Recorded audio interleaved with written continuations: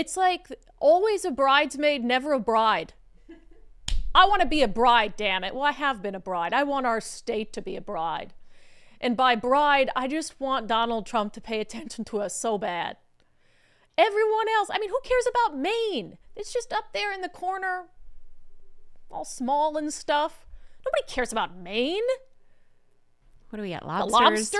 That's all we got. That's all right? they got there. Maybe a lobster roll and some nice scenery.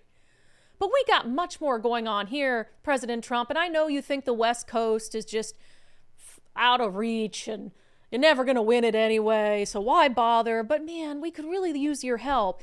So we said on the show yesterday, and this is a huge disappointment. I really think Donald Trump and attention from the federal government is the only thing that's going to right the ship here. We said that the Washington Interscholastic Activities Association come out and said, hey, well, the state won't let us protect girls from boys in sports. So I guess we're just going to fold and we're not going to take a meaningful vote on these amendments that would do that. It'll just be an advisory vote. But Chris Rakedahl has threatened us. Basically, we won't stand up to him and we won't stand up for girls. So we're folding like a cheap suit. So the only, I think, intervention here is federal intervention, and we just keep waiting and hoping. I will say I got a call from staff from a member of Congress yesterday that's very eager to try to meet with Donald Trump and push him on this issue. So I hope that that gets some traction there. But meanwhile, Maine's getting attention. They're going after Maine. So first, just a reminder, just because I like this clip. When the governors went to D.C. and Trump called out the governor of Maine, Janet Mills. The NCAA has complied immediately, by the way. That's good. But I understand Maine. Is Maine here, the governor of Maine? Well, are you not going to comply with it? I'm complying with state and federal laws. Well, we are the federal law. Well, you better do it. You better do it because you're not going to get any federal funding at all if you don't. And by the way, your population, even though it's somewhat liberal, although I did very well there, your population doesn't want men playing in women's sports.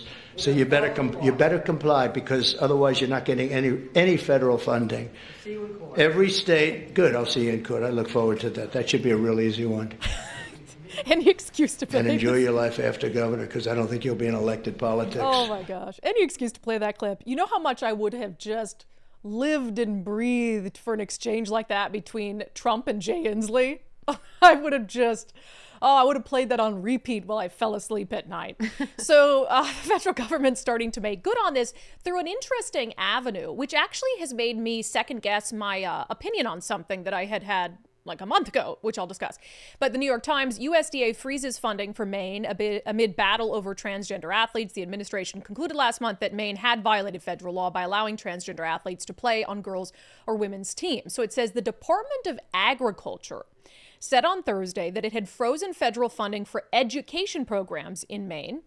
The Agriculture Secretary notified Ms. Mills, the governor, in a letter that funding would be stopped while the agency reviews grants awarded to Maine by the Biden administration, many of which, quote, appear to be wasteful, redundant, or otherwise against the priorities of the Trump administration. The New York Times says it was not immediately clear which educational programs would be affected by the funding freeze. The government's statement said its latest action would not alter federal feeding programs, or direct assistance to citizens. It's interesting that it's coming via the Department of Agriculture, but it actually makes me rethink. I had said if Donald Trump defunds the U.S. Department of Education and grants coming from the U.S. Department of Education, doesn't he lose his leverage over public school systems that he's threatening to withhold federal funding from? But if there's, Department of Agriculture grants that have to do, I'm just trying to think about, like, maybe it's a grant for after school lunches or dinners or something. I'm sure that there is some ties there. Or what is the farm program for kids? Oh, the FFA. FFA. Future Farmers of America. Things like that. I mean, I don't want that to go away. I like that stuff. But if there's some things that have a tie to educational programs that they can leverage outside the U.S. Department of Education, then I guess it doesn't really matter as much. That if he gets rid of that there won't be some sort of leverage. So look, we'll see what happens here. I got a couple comments saying, where's Robert's comment? Telling me to calm down. Robert Powell, he's going to get to us, Brandi. Be patient. It's coming. I have no patience. I have no chill. I have no patience. And it's Maine. Who cares about Maine? We need his focus on the West Coast because, and frankly, all these bad ideas, We started them over here. So if you can get the West Coast in line first, you know how much nonsense that stops from being exported to the rest of the country? We do the crazy stuff here first. So put us in line first. Put us in check first. I mean, that's the only thing that's going to help. So, yeah, I guess. I'm just waiting.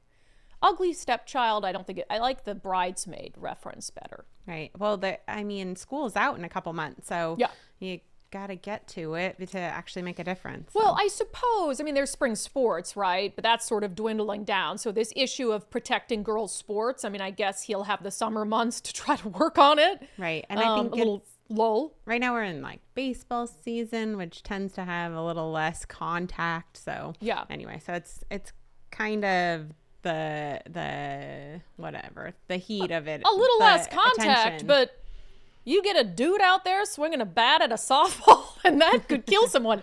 You should know that. I do know Did that. you and not actually, get hit with a ball hit by a man, right? Yes, a dude hit the ball that hit you in the face. Yes, I did. And clearly girls can't catch. So if you if you don't get that reference, Nicole had one hell of a shiner 2 years ago. Yeah. Oh, yeah. Because she was playing Holy cow. intramural. It was soft. It's a co-ed softball. League. And she failed to catch the ball. And she had the world's worst black eye over it. It was pretty bad. Men and women's sports is dangerous. Softball starts this weekend, by the way. All right. But even with co-ed softball, we have 2 different balls for women and for men. So they'll pitch a different ball to a dude than a woman? Yeah. Interesting. The dudes' balls are bigger. No, smaller. No, actually, because then they go less far. The way that, it's bigger than a softball? Well, they're weighted differently. Interesting. So they have to hold the men down, like hold the men back. Yeah. Yeah. So they don't what? Why is that, Nicole? Why is that? Why would that be?